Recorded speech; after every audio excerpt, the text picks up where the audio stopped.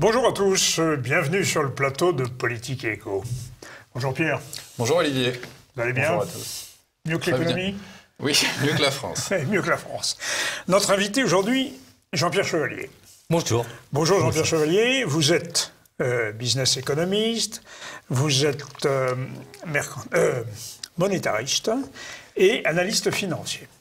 Et vous étiez sur ce plateau il y a quelques mois. Le 3 mars. Exactement, juste avant le confinement. Eh oui. Et vous nous annonciez une bien triste nouvelle. Vous nous disiez que nos amis les banques étaient menacés d'un tsunami. Alors, la question, évidemment, tout naturellement, le tsunami est-il en train de se produire? Va-t-il se produire? Est-ce que le confinement 1 et le confinement 2 probables vont aggraver la situation de nos amis les banques? Vaste programme. Ben oui. Alors, il n'y a pas eu de tsunami. Donc, j'avais dit, donc, effectivement, début mars, il va y avoir un tsunami bancaire. Pourquoi? Parce que les banques européennes, les banques en particulier en France, sont dans une situation très, très inquiétante parce qu'elles ont trop de dettes par rapport à leurs capitaux propres. Ça, c'est quelque chose qui est très important. C'est le multiple d'endettement qui doit être inférieur à 10. C'est-à-dire que le total des dettes d'une banque ne doit pas dépasser 10 fois le montant de ses capitaux propres. Or, en France et en Europe aussi, les banques dépassent largement ces limites. Donc, dans ce cas-là, elles fragilisent toute l'économie, et en particulier, évidemment, le système bancaire. Et les banques sont au bord de la faillite pratiquement, mais elles ne sont pas tombées en faillite. Pourquoi? Parce que la BCE est intervenue. Comment est-elle intervenue? Merci, Madame Lagarde. Oui, c'est pas elle qui prend la décision.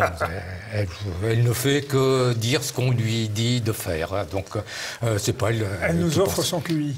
Oui, exactement. Qui lui dit de faire à Madame Lagarde, d'ailleurs? Quantitative easing. Oui, ce sont des milliers de collaborateurs qui se trouvent à Francfort et ailleurs dans les banques centrales, des gens qui travaillent, enfin, qui sont payés tout au moins par la Banque centrale. La BCE a sauvé la situation en Europe. La BCE a sauvé les banques européennes. Comment? En leur apportant 1900 milliards d'euros. Donc ça, c'est le résultat de l'étude bien précise de toutes les opérations bancaires qui ont été faites par la BCE depuis fin janvier jusqu'à maintenant. Alors, 1900 milliards. 1900 milliards. Mais d'où viennent-ils? De nulle part. C'est de la création monétaire pure. La création monétaire pure, c'est-à-dire que la banque va livrer des liquidités, la Banque centrale va des liquidités aux banques commerciales, en leur achetant leurs actifs. Oui, et également en leur prêtant de l'argent. Ah, carrément un prêt? Ah oui, des prêts, à des taux zéro. Donc, vous voulez de l'argent, vous pouvez nous vous en apportons autant que vous voulez. C'est les TLTRO, TLTRO, les prêts géants, comme ils disent. Et puis OB comme Open Bar. Oui, voilà, c'est... Non, mais vous faites ce que vous voulez. Vous voulez de l'argent, la BCE vous en apporte. Donc 1900 milliards, et ils n'ont pas d'argent du tout. Ils n'ont pas ces 1900 milliards. Et ce sont les banques, par contre, donc c'est par une opération de cavalerie, une pure opération de cavalerie. Les banques, donc la BCE est censée apporter globalement, donc sur l'ensemble de la période de 2020, 1900 milliards d'euros, mais la BCE n'avait rien. Donc les banques... la BCE le prête de l'argent aux banques ou rachète leurs titres et en échange, les banksters européens de la zone euro redéposent ces liquidités excédentaires qui sont excédentaires, mais presque pour la totalité, mais pas la totalité. Pas tout à fait. Non, pas tout à fait. Il y a toujours un trou qui se développe et ce trou est supérieur à 1000 milliards d'euros. Et par qui est-il comblé? Bien, d'une part, par les États membres. Alors ça, c'est quelque chose qui est très curieux. La BCE donc, achète des bons du Trésor aux banques commerciales et Ensuite, ces bons du Trésor se trouvent dans les comptes de la BCE. Dans le bilan de la BCE. Dans le bilan de la BCE. Et la BCE donc, a acheté ces bons du Trésor sans avoir l'argent en question. Mais est-ce que réglementairement, elle a le droit de gonfler à ce point son bilan? J'ai cru comprendre qu'il y avait des règles en la matière. Normalement, la BCE ne devrait pas financer les déficits des États. Mais en fait, c'est ce qu'elle fait, puisqu'elle rachète des dettes. Et alors, est-ce que ça n'a pas des conséquences de type inflationniste? En tout cas, on craigne... Pour l'instant, donc, la création monétaire ne génère pas obligatoirement une inflation, mais au contraire une spirale déflationniste. Ah, ça, c'est donc la BCE ne pourra pas éternellement sauver les banques européennes. C'est ce qu'on dit depuis X années. Mais ça se passe toujours comme ça. Jusqu'à présent, ça s'est passé comme ça. Donc il n'y aura jamais de tsunami, en fait? Si, il y aura un tsunami. Donc je pensais, il y a 6 mois, qu'il y aurait eu un tsunami plus tôt, mais il ne s'est pas produit. Donc les banques ont été sauvées provisoirement. C'est ça, là. Oui. Mais la situation s'aggrave avec cette histoire de coronavirus, plus également avec les risques de récession qui risquent de se développer aux États-Unis.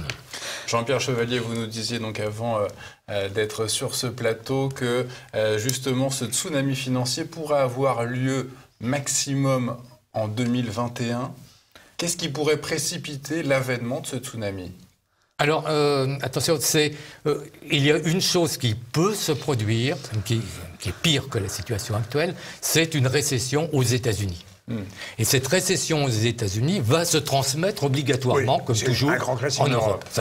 Mais qu'est-ce qui provoquerait la récession aux États-Unis? Alors, là, c'est un petit peu compliqué à expliquer dans le cadre de cette émission, parce qu'il faut bien comprendre, moi je me base toujours sur les chiffres, les séries statistiques, et là, je ne peux pas vous présenter de graphiques, peut-être qu'au montage, ils apparaîtront un petit peu plus clairement, mais je ne peux pas les montrer. Et il se développe aux États-Unis des cycles qui sont représentés par des écarts de taux sur les bons du Trésor américain.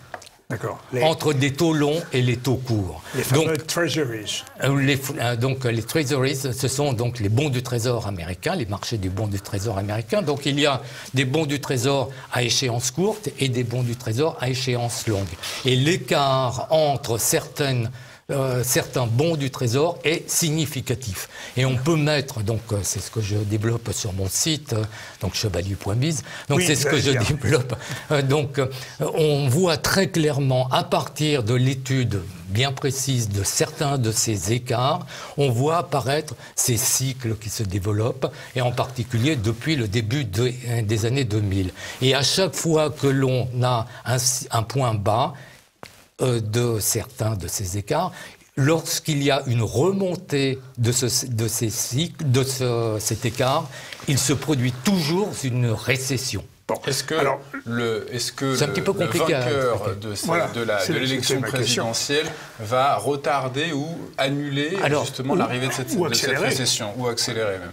Alors, d'après mes dernières études que j'ai faites très récemment, il y a une chose qui risque de se produire très prochainement, là, dans 8 jours, va avoir lieu, on enregistre cette émission 8 jours avant les élections présidentielles américaines. Donc aujourd'hui, nous ne connaissons pas le résultat de ces élections.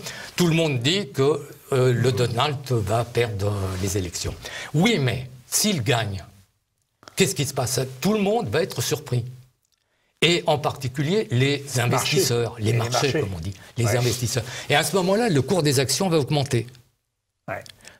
Et inversement, le cours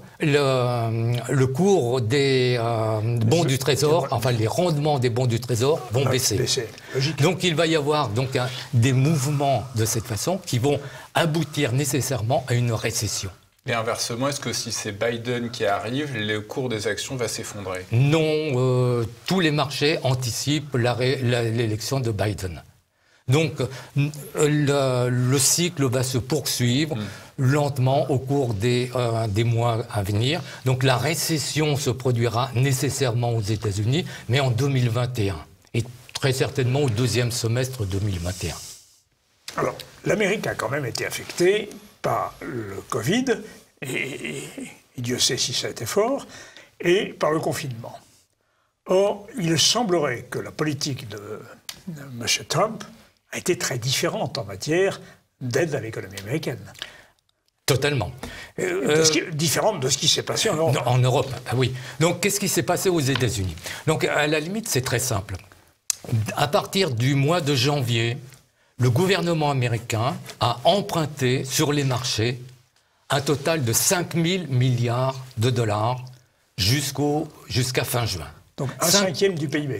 Un cinquième du PIB. C'est absolument considérable. Donc quand on représente l'évolution de la dette américaine depuis une vingtaine d'années, elle augmente lentement, régulièrement, et d'un seul coup, elle bondit.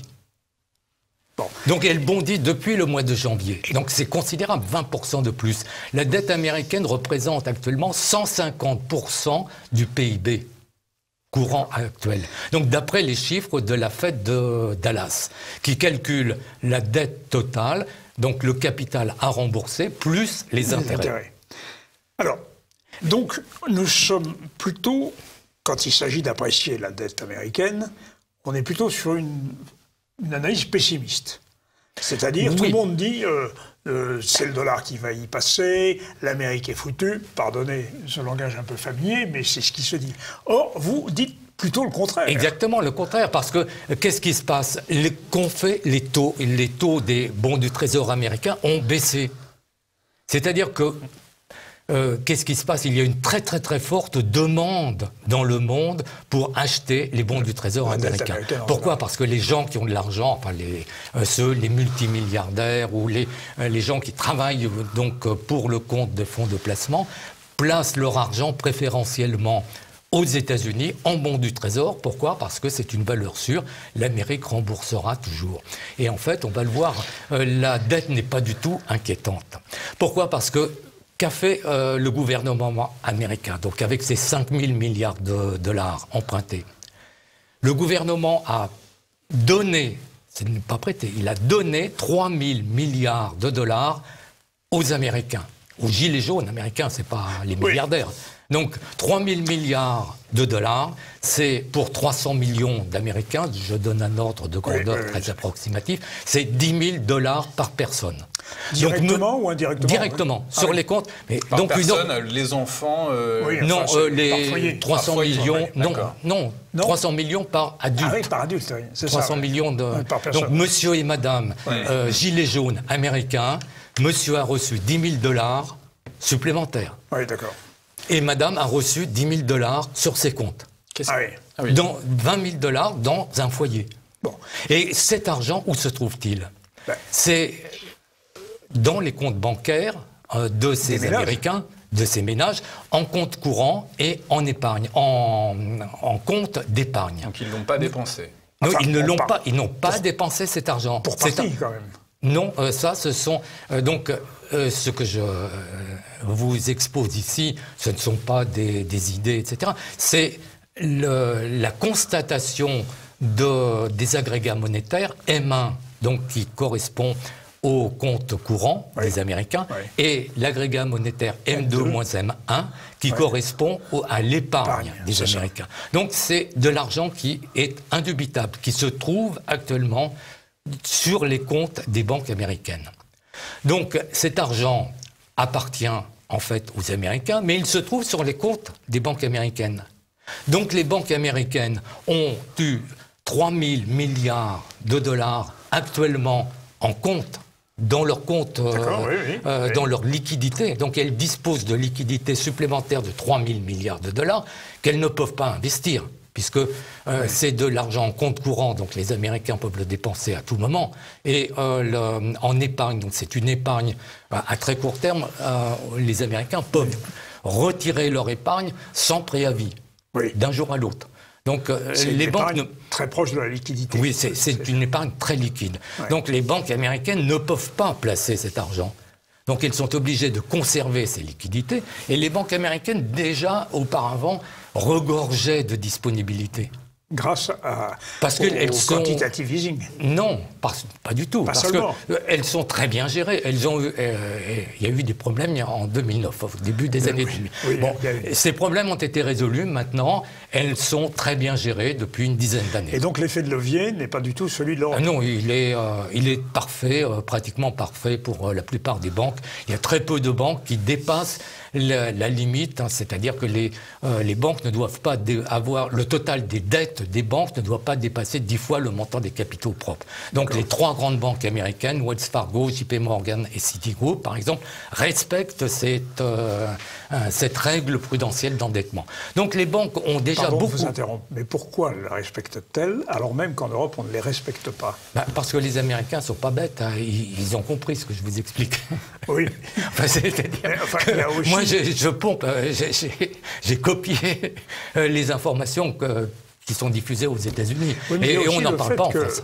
Une certaine banque qui s'appelait Lehman Brothers a été flinguée. Ah bah oui, mais ils l'ont flinguée. Oui, non, mais qui l'a flinguée ? Il y a eu des problèmes au début des années 2000, mais ça a été résolu en flinguant justement la banque Lehman Brothers, donc en 2009. Et depuis cette époque-là, les banques américaines sont parfaitement bien gérées. Et à ce moment-là, donc, elles ont des liquidités excédentaires considérables. Que font-elles? Elles sont obligées, en fait, de déposer cet argent à la Fed. D'accord. Et le bilan de l'affaire explose. Ouais. Il est de 7 000 milliards de dollars. Ça n'a jamais été aussi important. La Fed, donc, reçoit de l'argent des dépôts des banques. Ouais. Et que fait-elle à partir de cet argent? Elle a de l'argent, 7 000 milliards de dollars. Elle va en faire quelque chose. Elle le redonne au gouvernement? Non. Que va-t-elle faire? Que peut-elle faire? Elle peut acheter des bons du Trésor des États-Unis. C'est une façon de donner au gouvernement. Oui, mais oui, techniquement, d'abord... Oui, parce que l'inscription... N'allez pas trop vite. Donc, oui. Elle achète des bons du Trésor, des treasuries, donc les bons du Trésor, la dette américaine, et des titres hypothécaires, c'est-à-dire donc les Américains donc empruntent de l'argent pour acheter des maisons, des logements, des appartements, etc. Et ces dettes sont ensuite mises dans des paquets, etc. Et donc, elles sont vendues en gros, en quelque sorte. Oui, mais alors, on était toujours dans ce rachat par la BCE de bons du Trésor. On avait tendance à dire aussi que la BCE n'était pas la seule, qu'il y avait la Chine qui achetait des bons du Trésor américains.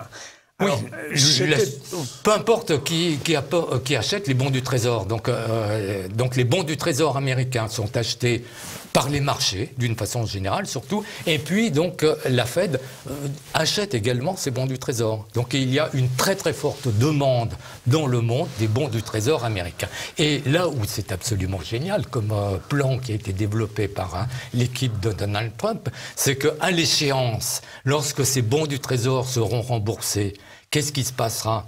La Fed aura ces 7 000 milliards de dollars, pour simplifier. Et que va-t-elle faire de cet argent? Elle va les restituer à l'État. Parce que la Fed, à chaque fois qu'elle a de l'argent en trop, que fait-elle? Elle va le redonner à l'État. Parce que la Fed, donc la Banque centrale, est un organisme étatique. Donc l'État emprunte 5 000 milliards au début et récupère in fine 7 000 milliards. Oui, à l'échéance. Et quel est l'intérêt pour l'État d'avoir fait cette opération? Toute cette opération, donc, qu'est-ce qui s'est passé en cours qu'est-ce qui se passe actuellement? C'est que les Américains ont 10 000 dollars sur leur compte. Donc qu'est-ce qu'ils font? Ils sont contents. Donc, ils peuvent acheter des maisons. Donc là, en ce moment, est-ce qu'ils le font du coup? Et ils commencent à le faire. Il y en a beaucoup qui le font. Les achats de maisons ont augmenté d'une façon considérable. Les rachats de maisons et puis les achats de maisons neuves ont augmenté. Ils vont acheter des voitures, etc., etc. Donc ils réagissent relativement lentement. Donc tous les Américains vont revoter pour Donald Trump alors? Oui, en bonne logique, à vous entendre. Il est possible, c'est possible. Donc on est 8 jours avant l'élection. Donc on ne sait pas ce qui va se passer. Personne ne sait. il est fort possible que les Américains votent effectivement pour réélire Donald Trump. Et à ce moment-là, les marchés, comme je l'ai dit tout à l'heure, vont réagir, les actions vont remonter, parce que les Américains ont de l'argent, ils sont contents. Les Américains, quand ils ont de l'argent, ils sont contents. Nous sommes contents pour eux, mais nous allons faire une pause. Bon.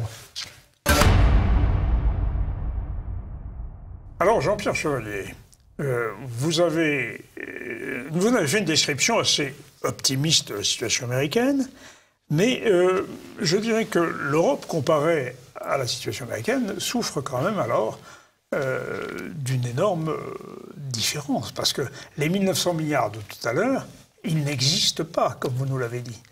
Et donc, nous ne sommes pas du tout dans la même logique qui voulait que l'argent circule pour dynamiser l'économie. Oui, ces 1900 milliards d'euros ont été apportés par la Banque centrale, mais ils n'ont pas été empruntés. Donc, je viens de vous expliquer tout à l'heure que pour ce qui concerne aux États-Unis, c'est l'État américain, l'État fédéral américain qui a emprunté 5 000 milliards de l'argent qui existait de déjà. l'argent qui existe parce que sur là, les marchés. C'est de la création monétaire.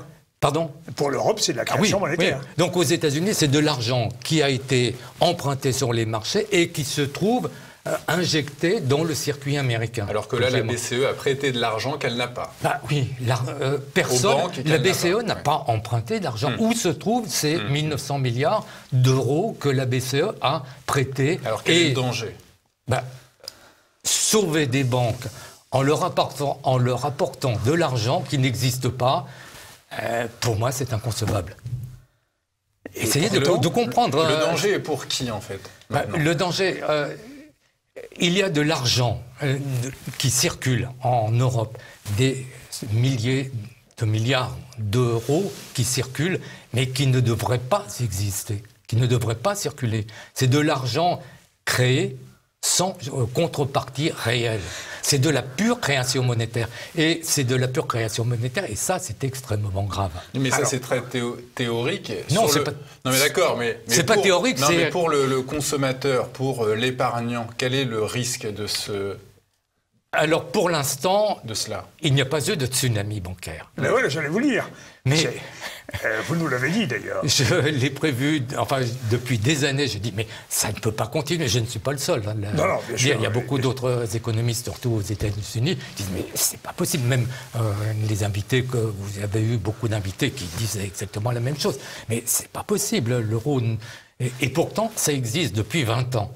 Oui, il y a quand même, dans les milieux informés, un très gros doute sur l'euro. Ah oui, mais ça ne s'est pas produit par une catastrophe, par un tsunami bancaire, comme ça s'est produit à Chypre et en Grèce. Mais ça risque de se produire, effectivement. Est-ce que, Jean-Pierre Chevalier, ce tsunami bancaire que vous annoncez est aussi ce qu'on peut appeler le grand reset que le FMI et le Forum de Davos évoquent dans... Est-ce que ces deux termes... Non, ça n'a rien à voir. Le même sens. Non, ça n'a rien à voir. Donc je ne suis absolument pas du tout partisan du grand reset, de tout le baratin qui tourne autour du forum de Davos. En ce moment, le FMI l'annonce aussi. Mais je m'en fiche de ça. Oui. Si vous voulez, actuellement, surtout, c'est absolument extraordinaire. Tout le monde peut dire n'importe quoi sans aucune justification. Oui. Les gens parlent. Mais ce qui est important, c'est de voir la réalité des choses. Oui, mais les gens, là c'est le FMI, c'est pas les gens. Mais peu importe. Donc il y a une manipulation d'informations qui est absolument phénoménale. Le FMI, ce sont des gens qui développent certaines idées, mais ce sont les leurs. Alors, le discours sur les déficits, le discours sur l'excès de fabrication monétaire en Europe, etc., est un discours un peu apocalyptique, c'est vrai, et un discours qui a une connotation morale sur le fait que, tôt ou tard, une sanction va arriver. Alors, par rapport à la question de Pierre tout à l'heure, est-ce que finalement, il n'y en a pas certains qui souhaitent cette sanction justement pour changer le paradigme économique, changer les composantes de l'économie et de la société? C'est ça la question. Ce sont des idées qui sont développées par un certain nombre de personnes, effectivement. Mais pour moi, ce qui est important, c'est que vous parlez, si on parle de manipulation d'informations, elle part essentiellement des Américains. Que font-ils les Américains? Pour eux, le premier pilier des Reaganomics, c'est l'argent sain. C'est-à-dire qu'il ne doit pas y avoir de création monétaire, parce que c'est catastrophique. Et qu'est-ce qui s'est passé donc aux États-Unis, qu'ont fait les Américains qui dirigent en fait réellement les États-Unis? Ils ont poussé les Européens à la faute en les incitant à adopter cette monnaie unique européenne et à développer cette création monétaire qui affaiblit considérablement l'Europe. C'est quand même très intéressant ce que vous dites, parce que beaucoup de nos amis viennent nous dire ici, parfois, qu'au contraire, l'euro a été créé pour faire pièce au dollar. Ben oui, mais c'est ce que disent tous les européanistes, là, je sais pas comment tous les européistes, tous ces gens-là. Mais non, c'est complètement idiot. Regardez ce qui se passe dans tous les pays, surtout les pays du Club Med, comme on dit, y compris la France. Donc la situation se dégrade depuis l'adoption de cet euro. C'est de pire en pire. Surtout, pas pour tout le monde. Pas pour tout le monde, mais pour méditerranéen. Mais surtout pour donc, les Grecs, les Chypriotes, les Italiens, les Espagnols, les Français avec les gilets jaunes, etc. Donc, et avant, qu'est-ce qui se passait? Donc nous qui avons quand même quelques années de plus que vous, on a connu... Mais nous, on a connu plus longtemps que ça, les monnaies nationales. Et on a surtout connu ces dévaluations. Des dévaluations. Qu'est-ce qui se passait? Une dévaluation, très bien. Enfin, c'est catastrophique. Oui, mais les prix des produits français baissent sur les marchés internationaux. Donc, qu'est-ce qui se passe? Les exportations reportent et tout le monde va très bien. Pendant les 30 années, donc les 30 glorieuses qui ont suivi la Seconde Guerre mondiale, le franc existait, il y a eu des dévaluations, on s'en fichait. Les Italiens, c'est encore pire. Mais si on fait le décompte des dévaluations françaises, 45, 46, 47, 48, 58... Moi, je les connais pas. 58, 69, 60, il y a eu 80, 82, 83, 87. Bon, c'est-à-dire qu'on ajuste la monnaie à nos performances.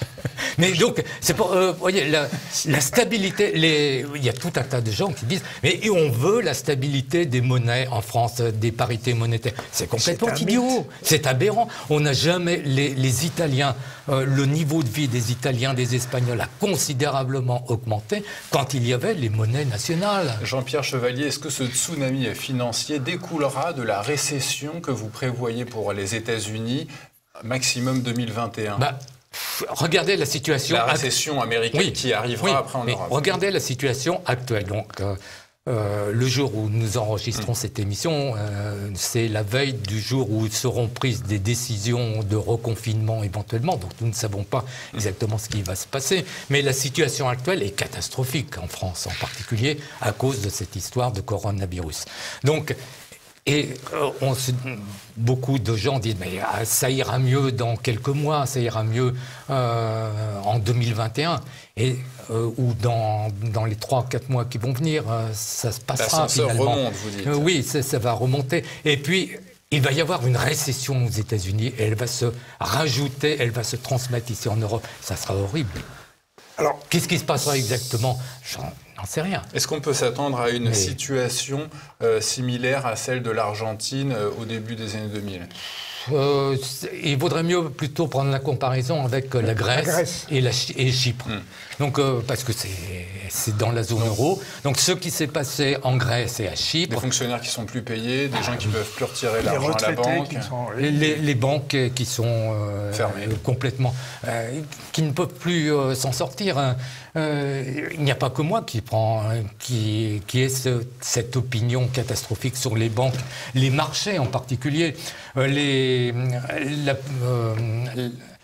la capitalisation boursière des banques françaises est très très très très faible. C'est de la Société Générale, par exemple, a une capitalisation boursière actuellement de 10 milliards d'euros seulement. Oui, c'est modeste.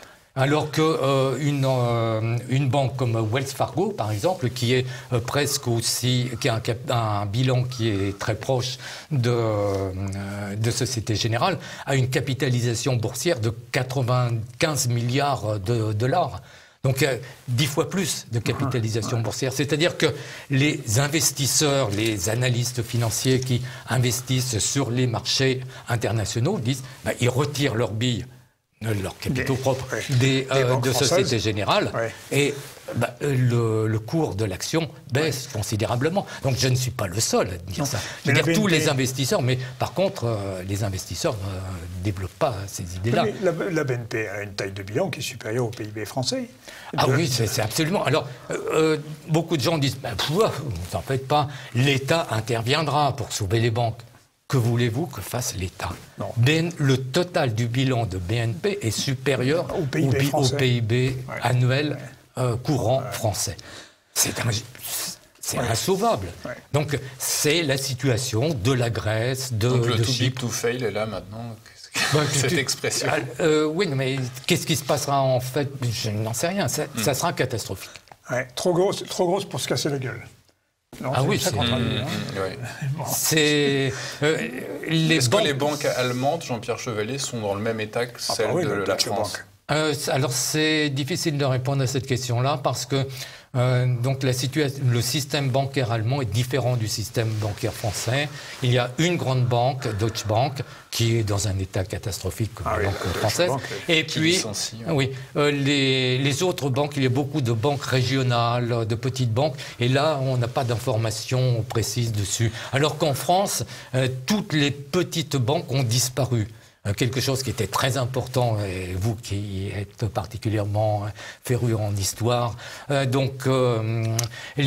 France, donc la croissance de la France a été très importante à la fin du 19e siècle, au début du 20e siècle, parce qu'il y avait beaucoup de petites banques, des banques régionales, locales et tout. Lorsque l'on voulait construire une usine, quelque part dans les Alpes, par exemple, il y a la banque de Visil qui est restée, le nom est resté longtemps. Donc c'était pour construire une usine, une papeterie à Visil dans un petit village et en utilisant l'électricité hydraulique et tout. Donc il faut de l'argent pour faire cela et cet argent, il créait une banque pour créer une entreprise. Et il y avait énormément un très très très grand nombre de petites banques et la France, la croissance de la France a été très très très importante, fin 19e, début 20e, etc. La France était un des plus grands pays, un des 3 plus grands pays dans le monde, le pays les plus développés. C'est Paris, Ville Lumière, etc., etc. Et bon, toutes ces petites banques ont été rachetées par des grosses banques qui sont considérables. Les banques françaises les 4 banques françaises sont aussi grosses, pratiquement aussi grosses que les 4 plus grandes banques américaines. Société Générale, BNP, Crédit Agricole et BPCE. Le groupe BPCE. Donc il y a 4 grands groupes, les autres, donc Crédit, d'autres, il y a c'est pas grand-chose. Donc 4 grands, il ne reste plus que 4 banques et elles sont presque aussi grosses que les 4 banques américaines. Et les Américains ont peur de ces big banques américaines parce qu'elles sont trop, ils considèrent qu'elles sont trop grosses. Et pourtant, il y a 300 millions d'Américains. Ils ont peur. Et les Français, ils s'en foutent. Alors, Jean-Pierre Chevalier, nous allons faire une nouvelle pause. Et après, j'aimerais vous poser une question qui n'est pas directement financière, mais qui a des conséquences financières et économiques.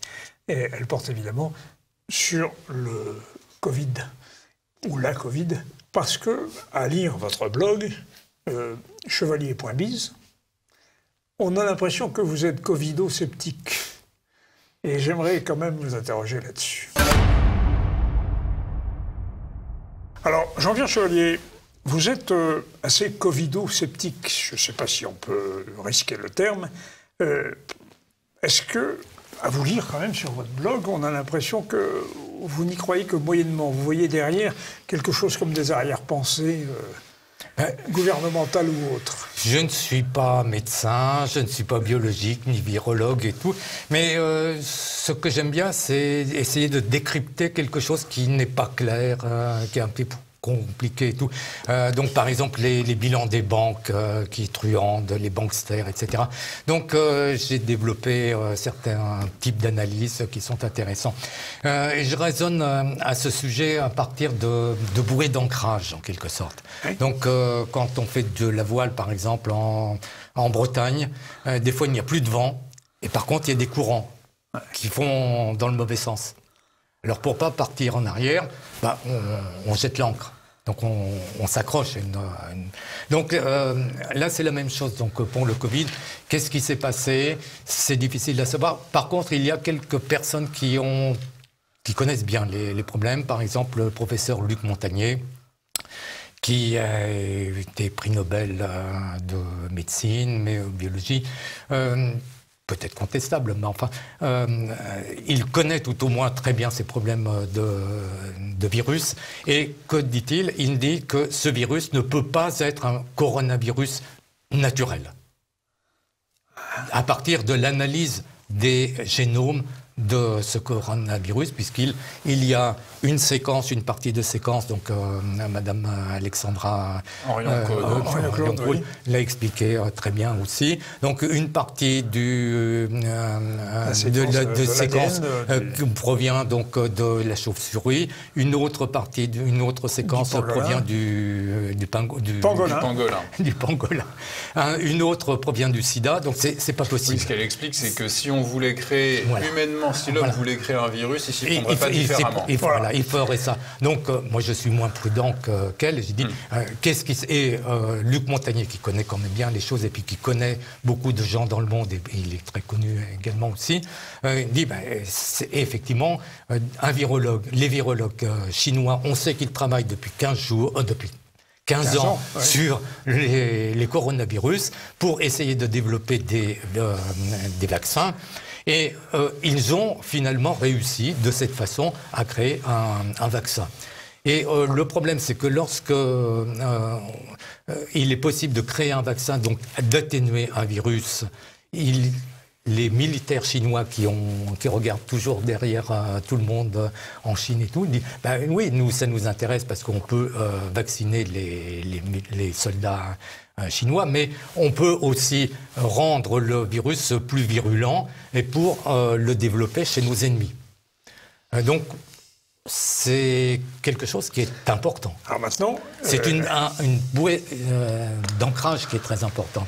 Ensuite, qu'est-ce qui s'est passé? Donc, tout le monde sait que tous les ans, des virus partent de Chine et vont ensuite en Europe et ensuite en Amérique du Nord.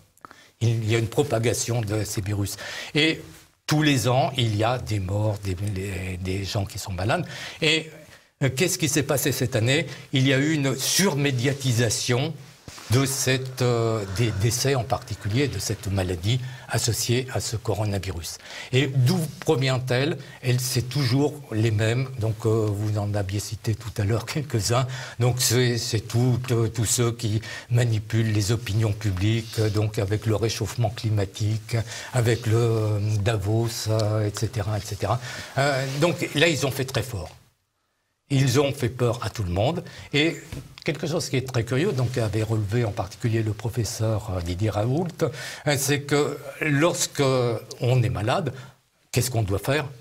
On doit consulter un médecin. Le médecin doit diagnostiquer effectivement la personne, etc. et lui proposer un remède. Et là, qu'est-ce qu'ils ont proposé? Le confinement. C'est pas du tout un remède. Jamais on a soigné des gens en leur disant « surtout ne vous soignez pas, restez chez vous, vous pouvez crever ». Et en ajoutant « on va vous confiner parce que vous êtes coupable ». Ben oui. Depuis quand un gouvernement culpabilise-t-il sa population? Mais maintenant, ce qui nous intéresse, c'est sur le plan économique. Sur le plan économique, c'est absolument catastrophique. Ce confinement est catastrophique. Lorsque vous m'aviez invité, donc c'était le 3 mars, 0303. Donc le 3 mars, donc, je n'imaginais pas que qu'un gouvernement puisse interdire aux gens de travailler. C'est aberrant. Il n'y a aucune relation avec une maladie. Il n'y a pas de relation de cause à effet. Bon, le coronavirus donc rend malade effectivement, mais et les personnes qui sont, comme tout le monde le sait maintenant, qui meurent, donc ce sont des gens qui ont plus de 80 ans. Donc, oui, quand les gens qui ont plus de 80 ans, qui sont obèses, qui en est un, comme oui, leur espérance de vie. On a des statistiques de contamination, mais on n'a pas de statistiques de létalité. Alors, j'ai fait donc une étude, j'ai repris, comme toujours, les documents, donc les données de l'INSEE sur la mortalité en France depuis 1946 jusqu'à maintenant.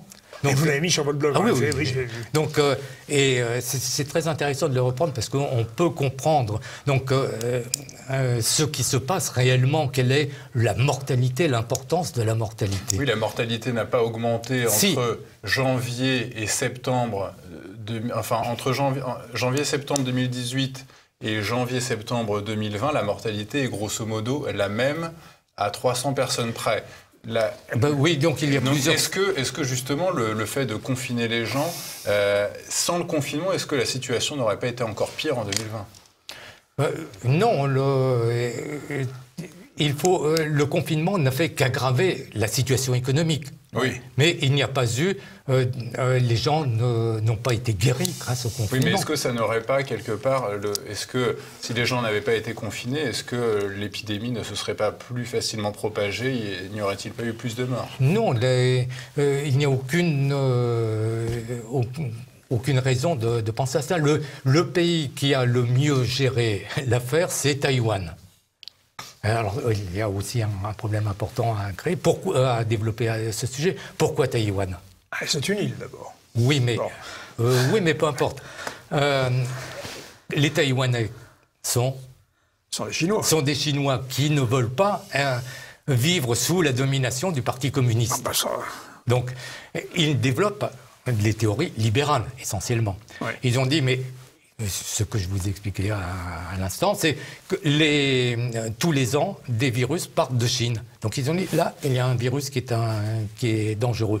On va fermer Taïwan. Donc chaque pays a une frontière, un territoire. Voilà, mais vous allez nous attirer des ennuis. Voilà, nous sommes dans les gros mots, là. Bah oui, mais... Frontière. Mais oui, une frontière.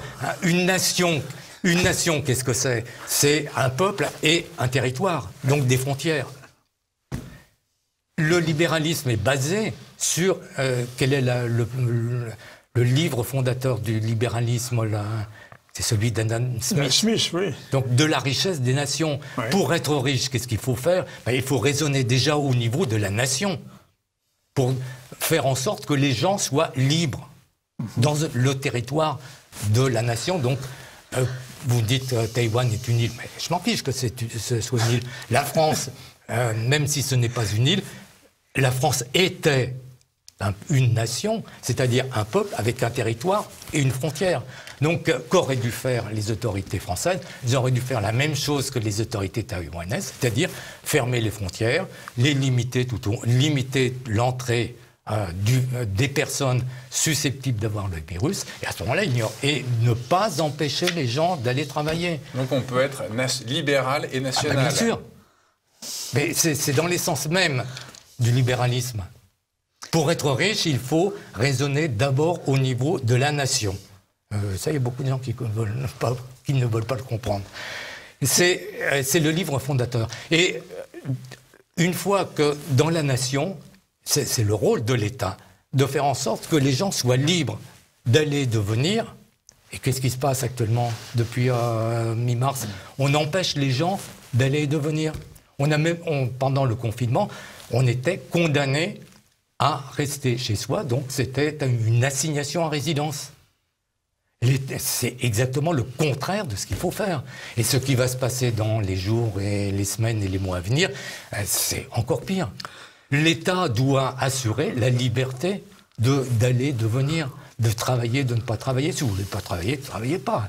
Mais vous ne gagnerez pas d'argent. Comment l'État va réagir, Jean-Pierre Chevalier, excusez-moi, comment l'État va réagir quand la situation sera celle que vous décrivez? Ben, j'en sais rien. Comment voulez-vous prévoir les décisions des hommes politiques?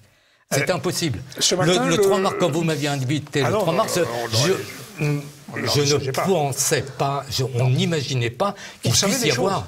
Le 3 mars, on avait déjà des informations. On avait des informations. On n'aurait pas pu penser que ça puisse connaître le scénario que nous avons connu. Mais le patronat français, ce matin même, a annoncé que le confinement serait un véritable cataclysme pour l'économie. Ça tuerait l'économie. Mais ça l'est déjà. Actuellement, c'est absolument catastrophique. Tout un tas de gens ont perdu leur emploi, les restaurateurs. Pardon ? Les entreprises ferment. Les tribunaux de commerce sont en train de... Oui, mais peu importe, ils ont retardé en fait les déclarations de fermeture. Ça va s'étaler. Il y a un aspect qu'on n'a pas mesuré non plus, c'est que nous avions à peu près 9 millions de pauvres en France. Il semblerait que les conséquences du Covid aient provoqué à peu près 1 million supplémentaire de pauvres. Oui. C'est un article que je publie dans Politique Magazine, là, début novembre, et on s'aperçoit que toutes les populations qui avaient des petits boulots complémentaires, de l'économie informelle, etc., sont littéralement tués par le confinement. Ils n'ont plus rien. Et tout à l'heure, on parlait des États-Unis. C'est exactement le contraire. Les Américains, comme je l'ai expliqué, ont reçu de l'État $10 000 sur leur compte bancaire. Oui. Et ils sont riches. Alors vous disiez, je fais un retour en arrière quand même. Je suis désolé. Peut-être pour doucher votre enthousiasme sur les États-Unis, parce que vous nous avez dit, ça a été de la distribution d'argent qui existait déjà. Non, c'est vrai, vous avez raison. Mais en revanche, monsieur le président de la Fed, dont je suis en train d'oublier le nom, Jérôme Powell nous a quand même fait du quantitative easing. Il a quand même injecté. Non, il n'a pas injecté. Tout le monde dit, la Fed a injecté. Non, elle n'a pas injecté d'argent. Comme je vous l'ai expliqué, donc c'est l'État américain qui a emprunté de l'argent. Il n'y a pas eu du tout de création monétaire ex nihilo. Absolument pas. L'argent a été, les 5 000 milliards de dollars qui ont été empruntés sont allés dans les comptes des Américains, dans les comptes des banques, et ils sont revenus actuellement dans le bilan de la Fed. Oui, mais l'État s'est encore endetté. Bah oui, mais... Et pourquoi vous disiez tout à l'heure que c'était pas grave que l'État... C'est pas grave parce qu'à l'échéance, qu'est-ce qui se passe? La Fed est propriétaire maintenant des bons du Trésor en question. Et donc les bons du Trésor seront remboursés à leur échéance. Oui, cet argent reviendra dans les comptes de... Donc il n'y a pas eu de planche à billets aux États-Unis? Pas du tout. Bon, par contre, alors la planche à billets, on l'a eu en Europe. En Europe. Alors là, je voudrais dire quelque chose, une antériorité. Donc j'ai donné l'exemple tout à l'heure de l'antériorité donc en Grèce et puis à Chypre, mais il y en a encore une qui est encore bien pire en quelque sorte. C'est ce qui s'est passé dans l'Allemagne après la Première Guerre mondiale. Donc il y a eu une hyperinflation. C'est la même chose, une création monétaire absolument gigantesque qui s'est faite par la planche à billets. Et donc c'est notre ami Pierre Jovanovic, bien connu ici. Bien connu de nos téléspectateurs. Qui a écrit, qui a publié ce livre qu'il faut absolument lire. Donc quelles sont les conséquences? Hitler ou la vengeance de la planche à billets. Voilà. Et donc l'idée, Pierre Jovanovic a très bien compris que ce qui s'est passé donc après la Première Guerre mondiale en Allemagne, c'était une création monétaire ex nihilo totale. Et c'est la réponse à la question que vous me posez. Qu'est-ce qui va se passer? Il s'est passé, ça a été catastrophique. Les Allemands ont énormément souffert dans les années 20. Et qu'est-ce qu'ils ont fait après? Ils se sont vengés. Et là, c'était horrible. C'était horrible. Alors, c'est le socialisme nationaliste allemand. Oui, donc c'est ce qui s'est passé. Alors comment voulez-vous prévoir ce qui va se passer à l'avenir? Un scénario pas trop catastrophique, c'est la Grèce et Chypre. Et les gens souffrent énormément dans ces pays-là. Et pire encore, c'est l'Allemagne de l'entre-deux-guerres. Vous voyez, en Grèce, on a eu la prise du pouvoir par l'extrême gauche, laquelle extrême gauche s'est couchée devant la Troïka, et cette extrême gauche a été remplacée par de nouveau un gouvernement libéral qui est arrivé au pouvoir, enfin libéral au sens Oui. Macron du terme. Donc finalement, la société grecque a souffert sans qu'il y ait un vrai changement politique. Ah non, et économique non plus. Voilà. Les Grecs ne sont pas riches, hein, ils sont pauvres. Non, hein, non. et c'est Ils sont restés catastrophique. pauvres. Ils sont restés pauvres. Et à Chypre aussi, c'est peut-être moins pire en quelque sorte. Mais les conséquences économiques, quelles sont-elles réellement, concrètement, précisément? Je ne peux pas le dire, mais c'est catastrophique. Quelle forme? Je ne sais pas ce que ça prendra, mais ça sera horrible. Et déjà actuellement la fin, ça sera horrible. Actuellement la situation est grave. Elle était grave avec les gilets jaunes. C'est pire actuellement et ça sera pire à cause de cette histoire de coronavirus là. On empêche toujours les gens de travailler, on empêche les gens d'aller au restaurant, on leur fait peur. Et ça a des conséquences absolument horribles. Les gens ne dépensent pas d'argent. Oui, mais ne vous y trompez pas, vous en avez fait l'expérience vous-même. La peur nous fait des gens soumis et obéissants. Oui, c'est ce qu'a dit Machiavel. Hein, donc, Exactement, c'est une phrase de Machiavel. On gouverne. Donc celui qui par la contrôle peur. la peur des gens devient le maître de leurs âmes. Oui. Voilà. Donc effectivement, donc bon, Pierre Jovanovic là, j'en parle encore, dit que finalement c'est celui que j'appelle le mignon poudré, crée spécialement cette peur pour contrôler effectivement. Parlez d'Emmanuel Macron, Oui, le on avait compris, voyons. Tout le monde avait compris, le mignon poudré. Le mignon poudré. pour être sûr. Il fait peur aux gens et ça a des conséquences absolument catastrophiques. Il devrait faire exactement le contraire. N'ayez pas peur. Ouais, c'était une phrase de Jean-Paul II, aux Français. Eh bien, Jean-Pierre Chevalier, merci. Merci pour votre contribution à... Je suis désolé. Ah non, mais tout à fait. Vous nous avez éclairé sur les banques, sur l'Amérique, sur l'Europe. La situation européenne n'est pas encourageante. Mais il n'empêche que nous continuerons à faire nos investigations sur l'économie européenne dans les prochaines émissions. Et Merci. vous reviendrez à l'occasion. Merci Jean-Pierre Chevalier. Merci à vous. Pierre. Et chers téléspectateurs, à très bientôt.